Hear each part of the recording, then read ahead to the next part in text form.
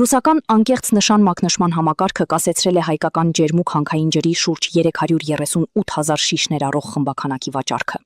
Արգելքը կիրառվել է հիմնվելով պարտադիր պահանջների ենթադրյալ խախտումների եւ սպառողների առողջությանը սպառնացող հնարավոր վտանգների վրա։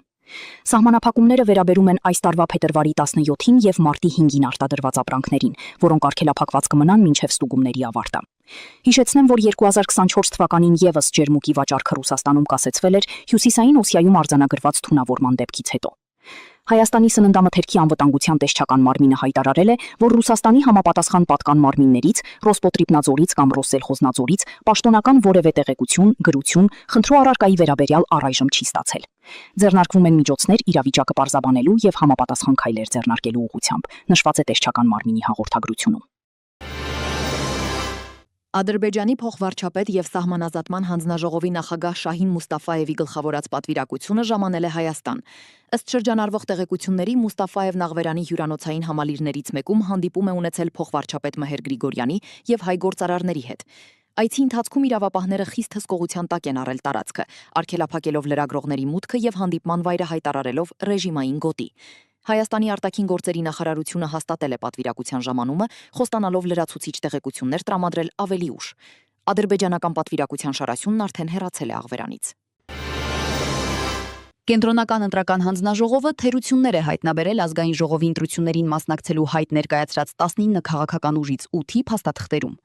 Այսօր կայացած նիստում հանձնաժողովը նշված ուժերին, այդ թվում Հայ ազգային կոնգրեսին, Հանրապետությանը եւ Ուժեղ Հայաստանին 48 ժամ է տրամադրել անճշտությունները շտկելու համար։ Հունիսի 7-ին կայանալիք խորհրդարանական ընտրություններին մասնակցելու հայտ էր ներկայացրել ընդհանուր առմամբ 17 կուսակցություն եւ 2 դաշինք։ Թերություններ արձանագրված ուժերի շարքում են նաեւ ազգային ժողովրդավարական բևեռը,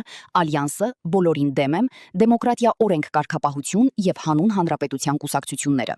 Սահմանված ժամկետում անհրաժեշտ փաստաթղթերը չներկայացնելու դեպքում այդ քաղաքական ուժերի գրանցումը կարող է մերժվել։ Հանձնաժողովի նիստի ընթացքում դրությունը մի պահ լարվեց։ Ադրբեջանի Միլի Մեջլիսն այսօր միաձայն որոշում է ընդունել Եվրոպական խորհրդարանի հետ հարաբերությունները բոլոր ուղղություններով խզելու մասին, պատճառաբանելով այդ կառույցի իբր հակաադրբեջանական գործունեությունը։ Բաքուն հայտարարել է Եվրանեստ խորհրդարանական վեհաժողովում անդամակցության դադարեցման եւ Եվրամիություն-Ադրբեջան համագործակցության կոմիտեն լքելու մասին։ Որոշմանն ընդառաջ Ադրբեջանի ԱԳՆ է կանչվել Եվրամիության դեսպան Մարիանա Կույունչիչը, որին բողոքի նոտա է հանձնվել ապրիլի 30-ին Եվրախորհրդարանի ընդունած բանաձևի առնչությամբ։ Ադրբեջանական կողմը կանխակալ է որակել եվրոպական կառույցի պահանջները, ցինիկաբար հրաժարվելով ճանաչել հայ գերիների ապօրինի պահման ու մշակութային վանդալիզմի փաստերը եւ անհիմն համարելով արցախահայերի վերադարձի իրավունքը։ Նշենք, որ Եվրախորհրդարանի ընդունած փաստաթուղթը վերահաստատում էր արցախցիների միջազգային երաշխիքների ներքո հայրենիք վերադառնալու իրավունքը եւ կոչ անում անհապաղ ազատ արձակել հայ ռազմագերիներին։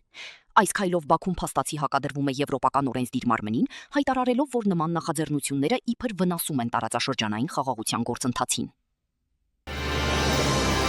Wildberries եւ Ozon marketplace-ները հանկարծակի եւ առանց պաշտոնական պարզաբանման դադարեցրել են հայաստանյան ընկերությունների ապրանքների վաճառքը։